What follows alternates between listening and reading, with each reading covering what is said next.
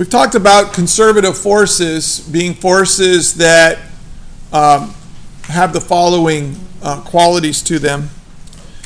If I'm going to move an object from point A to point B,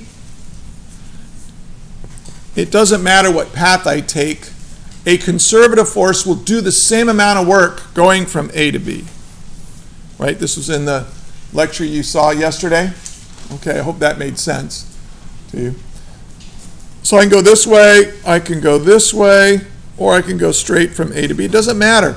It doesn't matter what path you take. It's the same amount of work. And also, as a corollary to that, if I were to move an object from A and move it around in any path I want, if I end up back at A, I didn't do any work at all. In gravity, there are two forces that we deal with every day that are like that are conservative forces, and that's the force of gravity, and that's the force of springs. Both gravity and springs don't, have these two characteristics. Well, and then I led you to an equation that is not in your book, and I hope you really took it to heart. Take it to mind, really understand it. If there's a work done by a non-conservative force, that will result in a change in mechanical energy of your system. And what are the non-conservative forces that can change the amount of energy in a system? An applied force, right? If I have a pendulum swinging back and forth, here's a mass and it's swinging back and forth, right? What's the force doing work on this pendulum swinging back and forth like that? Well, it's the force of gravity. If there is no friction, if there's no air resistance, it will oscillate forever. Okay? Because all you're doing is, if this is your system, all your energy up here is gravitational potential energy, and down here, all your energy is kinetic energy, and you're just oscillating where that energy is. How is it stored? When it's at its highest point, when it's not moving, it's all gravitational potential energy. When it's at the bottom, it has no more height. If we make the reference, the bottom of the swing, it has no height, so it has no gravitational potential energy, but it's all kinetic energy. It's moving very fast. And in between, it's shared between the two. You can think of having two containers, and you're pouring that energy back and forth between the two containers. Okay? Now, if there is a relationship that exists between conservative forces and potential energy, and this is fairly abstract, but if I go to a concrete example, I think it's pretty easy to see. Here's my concrete example. I'm just going to drop a textbook to the floor. Boom. All right. Now, I think you can see that here's gravity, which is a conservative force, and it's going to have some delta y.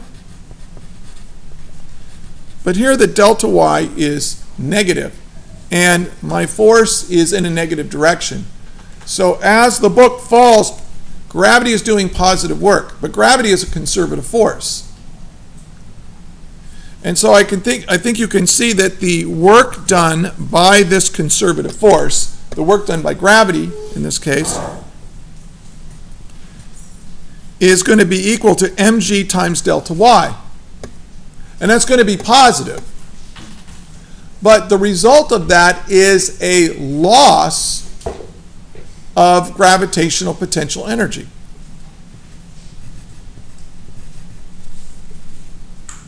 So this says something that's actually pretty obvious. You can get lost in all the symbols and stuff, but remember to think hard about what these variables represent. We use mathematics. Mathematics is the shortcut language that physicists use so we can write all these ideas down. Okay, but you have to keep thinking about what these equations mean. If you have a conservative force like gravity and it does positive work, that's going to come at the expense of the potential energy that you have. If a spring does positive work, right, that spring is going to have less potential energy stored in it than it had before. Okay. Well, now we're going to get kind of fancy here. We can say that the work done is equal to a little, by a conservative force, is equal to a change in potential energy. But what is work? Well, work is the integral of the conservative force dotted through a displacement, from some initial to some final position. Well, if I take this integral sign away, I can take this negative delta u and turn it into a du, a little tiny change in potential energy. Let me put the negative on the other side. It's just kind of awkward having it there. So let me do this. Delta u is going to be equal to negative the integral. Now, what I'm going to do is this. I'm going to make things much simpler. Here, I'm going to look at a simpler version of this. I'm only going to look in the x direction. I'm going to do this for the x direction only. Let's say that or actually, I'll tell you what, since we're using this as gravity, better yet, we'll use the y direction, because in this example, everything's in the y direction, right? Gravity's in the y direction. So what we'll do is we'll say this is the force in the y direction, a conservative force in the y direction, times dy. And then I'm going to take this integral sign away. I'm not going to sum all the little bits of work. I'm only going to look at one little tiny bit of work, right? You know those little rectangles you draw into the graph, right? Well, we're going to take almost all the rectangles away. We're going to take all of them away except for one little rectangle. And the area of that one little rectangle is going to represent a little tiny change in potential energy, du. And this is going to be Fy times dy. All I did was take the integral sign away. Okay? Now I'm going to solve this now for the force, for the conservative force. At least the conservative force in the y direction is going to be equal to the derivative, the negative derivative, du dy.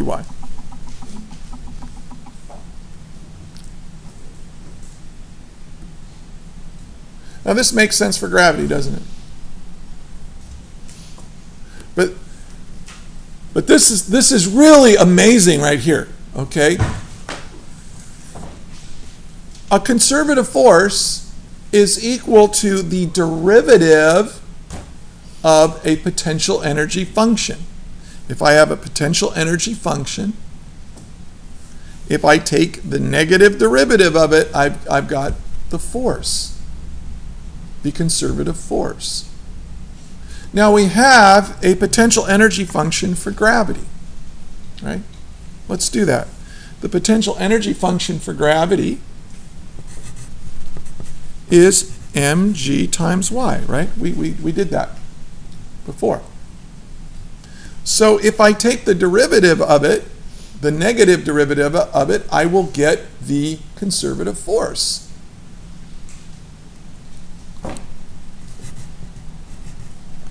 Du dy, negative du dy is equal to the conservative force in the y direction. Okay, I just kind of rewrote this, just switched the order. But that's going to be negative d dy operated on mgy. But this is the easiest derivative to do, right?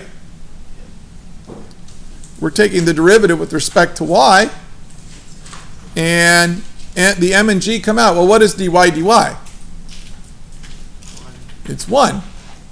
So we get the force in the y direction is equal to negative mg. Now, what does the negative mean? The negative means down. The negative means down. Now, we can do the same thing for a mass spring system. Let's do that.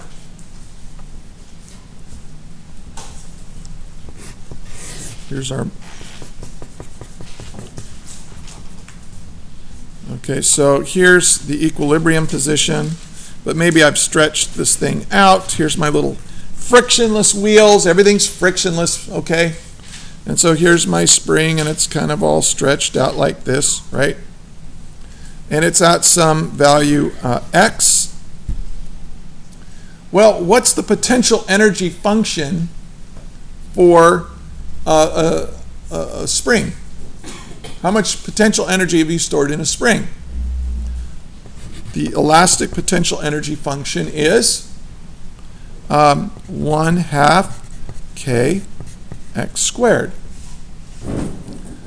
So what I can say is this: the force in the x direction is going to be equal to the negative derivative with respect to x of the potential energy function.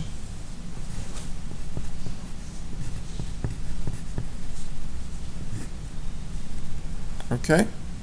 So I'm going to take the derivative of the potential energy function, give it a negative sign, and out will pop the force in the conservative force that's given by a spring.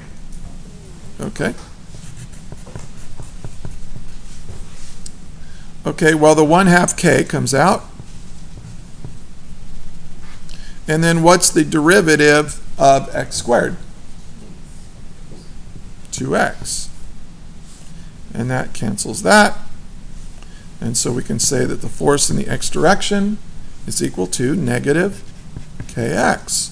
And that is what? That's Hooke's law. Okay? Now, I'm not telling you the whole truth, okay? I'm like a good politician here. I'm only telling you, what you want to hear here. Well, not necessarily, but the mathematics that we're using here is a little bit unusual, and it's not math that you're going to get in high school in BC Calc, but I think you do it in Math 6. Have any of you dealt with this little mathematical operator called the gradient? We just learned how to do it. You just learned gradients? Yeah, we just learned how to do it. Okay. Now here's what a gradient is. A gradient is a mathematical operator. Have you learned about this? Little upside down triangle? Now, by the way, what I'm showing you right now is not going to be on any of my tests. What is going to be on one of my tests is, can you take the derivative of a potential energy function to get the conservative force?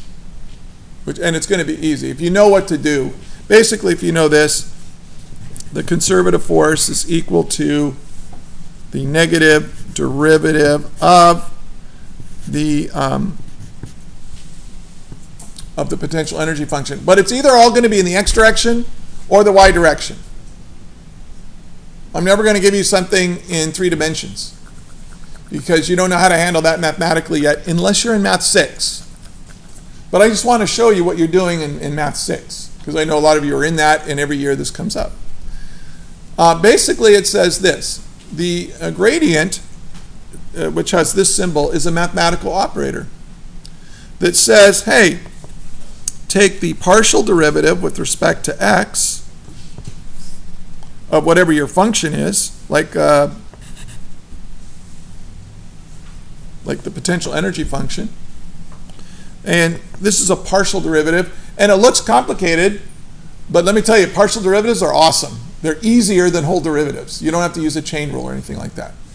All right, so the partial derivative of u with respect to x plus the partial derivative of u with respect to y in the j hat direction plus the positive derivative of u with respect to z for the k hat direction.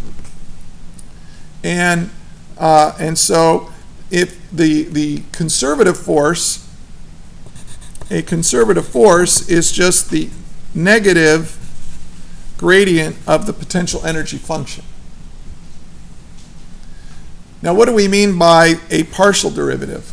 If you're taking a derivative with respect to x, every other variable that's in the expression for u, you would hold as a constant. You pretend like it's just a coefficient or a number. You don't have to take the derivative with respect to it into consideration. For example, if I have like u equals 3xy. Okay, well, if you said, okay, well, what's the whole derivative with respect to x of this? What would you do? Product rule. Yeah, I mean, you got to use a product rule, exactly. And it's going to be this plus this, and I'm running out of time, so I'm just going to say this plus this, and it becomes kind of messy, right? What is it? It's 3y plus 3x dy dx, right? I think I did that right. Yeah. Okay? But if you take the partial derivative of u with respect to x, okay? This becomes nice. You just say, no, y is just like the 3. It's just 3y dx dx, which is 1. So you just call it 3y. You don't have to worry about anything else. It's easier. Okay. Now, I've just told you the whole truth. Okay? At the risk of confusing you. Okay? If you don't understand any of this, that's okay. It's what happens. But I am going to expect you to know that the conservative force can be found by taking the derivative of the potential energy function. But the potential energy functions I would give you on an exam are either all going to be in the x direction or all in the y. I'm not going to mix the variables up. It's not going to be multivariable calculus. We're not going to do any of that in here. But know this is what's coming. And notice what we've done here. This is a scalar. I mean, the potential energy function is a scalar function. Has no direction associated with it. You would never say, oh, I've got 20 joules of potential energy to the north. Okay, that wouldn't make any sense. But when you take the gradient of it, in this case the negative gradient of it, out comes a vector. So you take the gradient of something and you get a vector out of it. Now this is a big deal in higher level physics. When you get to right now you're at the college freshman level of physics. When you get to the upper division, junior, senior level of physics, gradients become a big deal. And it's, and actually they become quite nice. They allow you to solve very complicated problems. So now, one last thing, and I've only got 5 minutes left. I'm going to take a look at this thing, and I'm going to draw some diagrams I'm going to graph potential energy as a function of position. And these are going to be totally abstract. Well, they don't have to be totally abstract. Let me show you, imagine a weird-shaped bowl. Okay? So here's my bowl. This is a cross-section of a bowl. And I'm going to put a marble in this bowl. And it's going to kind of be like a W shape. Escape part. Yeah, So escape part's like a perfect. cross-section of like egg container. Yeah, that's a great example. Glad you're here. All right, now. Okay, now let's think of this as gravitational potential energy. But what notice, let's make this the origin right here. And this is the x direction. And instead of calling this the y direction, I'm going to call it the mgy direction, or mgy, which is potential energy. I'm going to call that u. Now, if I put a marble right here, it's going to experience a force, right? This marble is going to roll down.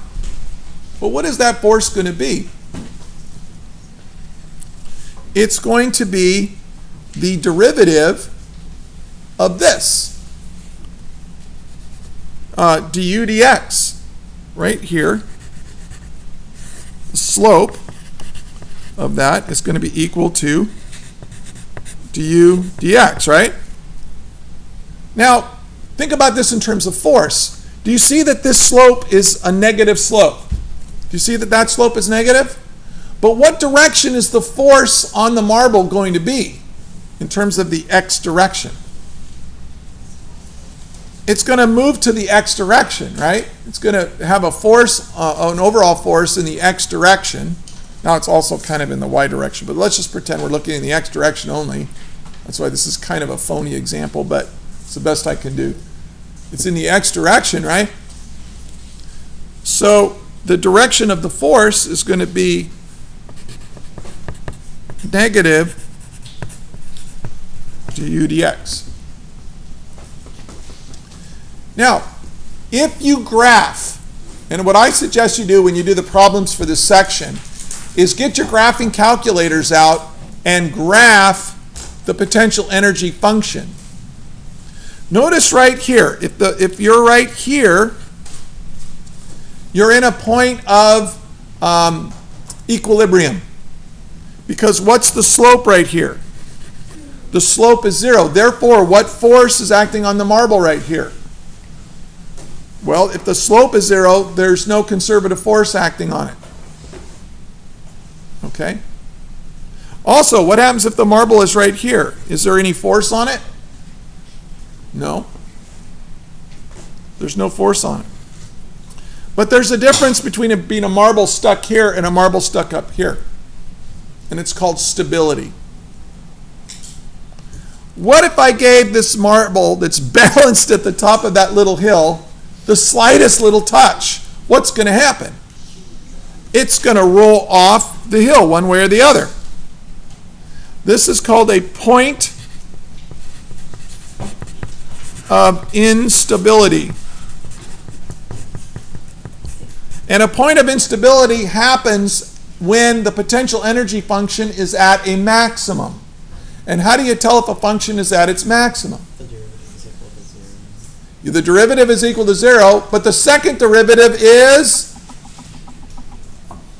negative. Remember that from your calculus classes? Yeah. Here, look, if I give the marble a little slight push, right, what's going to happen to the marble? It's going to get pushed back towards that point of equilibrium. It's going to rock back and forth in there, right? This is called a point of stability.